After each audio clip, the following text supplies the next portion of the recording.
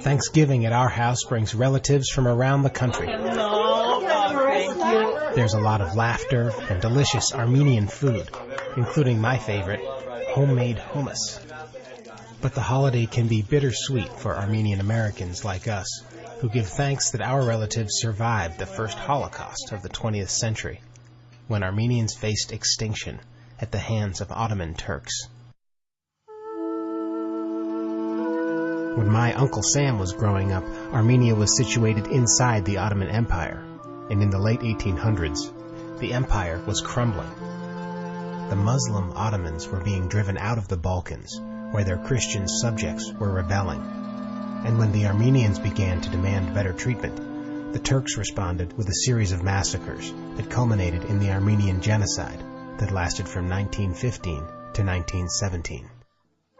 Although it is known today as the secret genocide, it was no secret at the time. 30 years before the word genocide was invented, the U.S. ambassador to Turkey, Henry Morgenthau, reported a campaign of race extermination in progress, as journalists around the world brought back reports of horrific cruelty. Of the 2 million Armenians living under Ottoman rule, roughly 1.5 million men, women, and children were slaughtered or driven to starvation as entire villages were marched into the desert toward modern-day Syria. When it was over, the Armenian population had been essentially erased from their homeland, their churches destroyed, and their land confiscated. Some of my family members escaped before the massacres, but some, like my Uncle Sam, survived the death marches, where he watched his mother, little brother, and grandmother perish somewhere in the desert.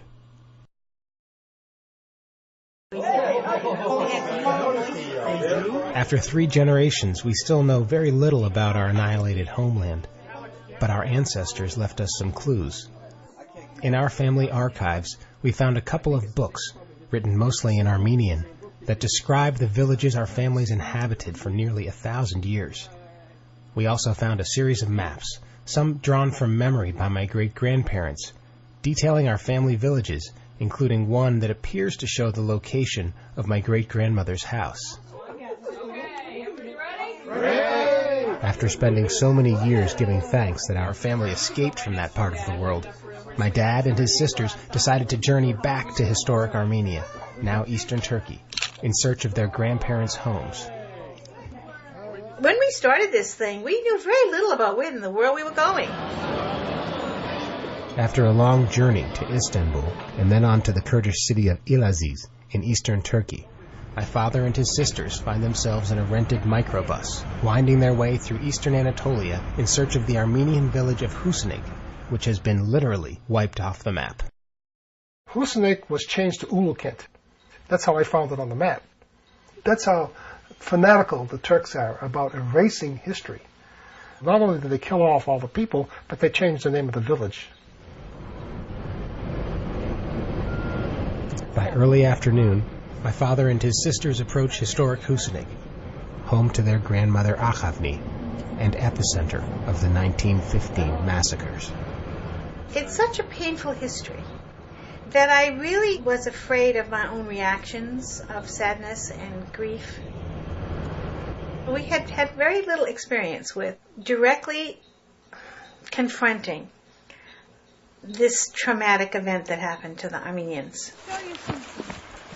They became the first Kachadorians to set foot in our ancestral villages in 3 generations. You turn off the road and go up into this village that hasn't changed in 100 years. It looks just like the pictures in the old books that you saw. I felt like time had stayed still and that my grandmother could be walking those streets. And she could be 15 years old again. The villagers appear to be all Turkish, no Armenians, and they do not seem to know anything about a genocide, nor do they recognize any of the Armenian street names on our map. Nonetheless, they seem happy to help my father and his Turkish-speaking guide try and pinpoint the location of our Rustigian family home. Let's go over this way, see if we can find the cemetery, and then go down down here, see if we can find anything that looks like this, like this complex here. That was the house. That's Grandma's house.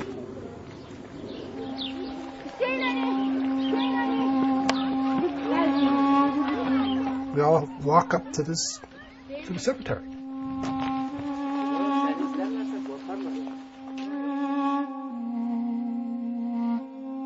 Our grandmother's grandmother was buried there. Our grandmother's mother was buried there. Father and mother and cousins and everybody, and totally desecrated.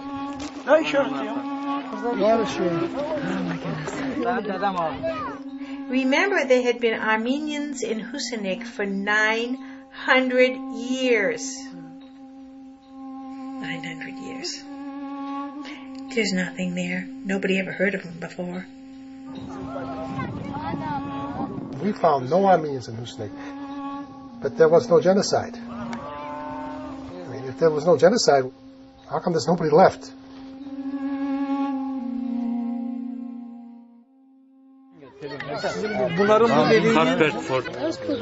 Yes, they will show us. Bir su kuyusu var mı? Su kuyusu var mı? Aşağı sağa döndüğünde bunun bu Rustigan Street diyor. Orada bir Rustigan sokağı varmış. My father asks them about the well on the map, the well at the back of my grandmother's house. This water well, is this still here? The well, yeah, they are discussing where is the well. There's a woman, kadın değil mi? She's dead now.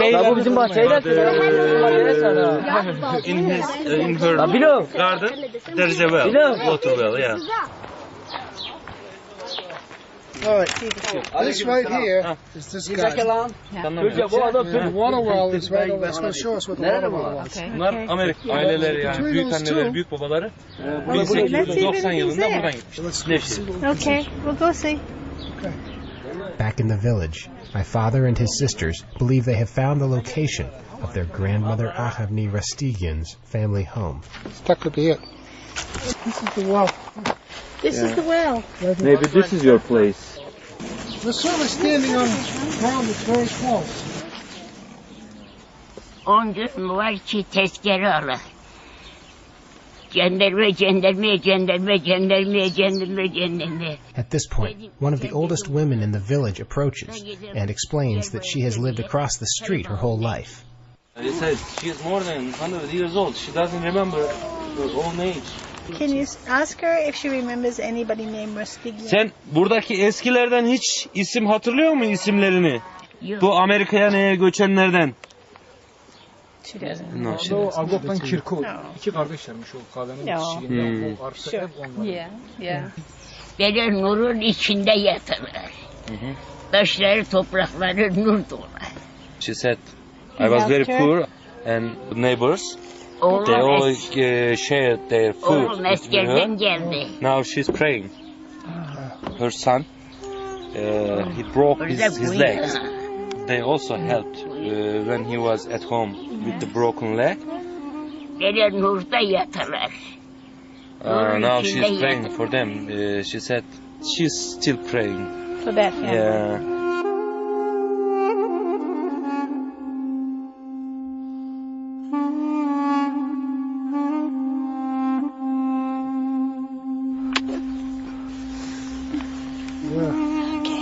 Okay.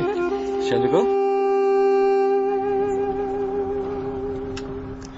Over the next few days, my father and his sisters locate 2 more of our family villages, each more devastated than the last.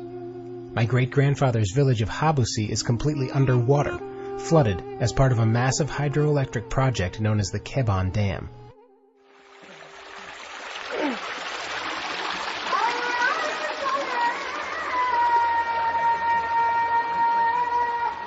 The trip left many questions unanswered for my dad and his sisters. When Armenians go to Turkey, everything looks familiar. And we know what the food is. We like the food. We know what the music is about. We like the music. The people look like they're relatives of ours. It's not an unfamiliar place. The most moving thing were the children. Again, very familiar. I mean, they look like our kids. They really do. Beautiful round faces, beautiful eyes. Children are precious. They're so precious. Giving us flowers. Kids were bringing us flowers and holding our hands. You do feel very connected to not only the place, but to the people even. And that's also a little confusing. The conflict you find yourself in when you go there is that you're saying, how can these people be so gracious? And I know the deeds that were perpetrated here. How could this be the same people?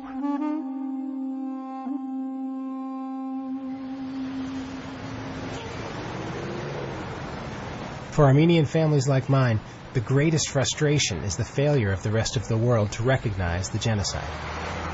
The U.S. House recently approved a resolution to formally acknowledge the World War I killings as genocide. But when Turkey threatened to shut down its Interlook air base, through which the U.S. sends 70% of its air cargo into Iraq, the government backed down.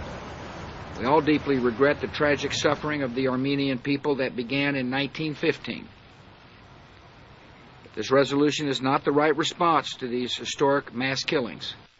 Because of their location, they literally can get away with murder. They do. Now, the outrage of this is stronger than ever. 100 years later, it's not going to stop until history's corrected.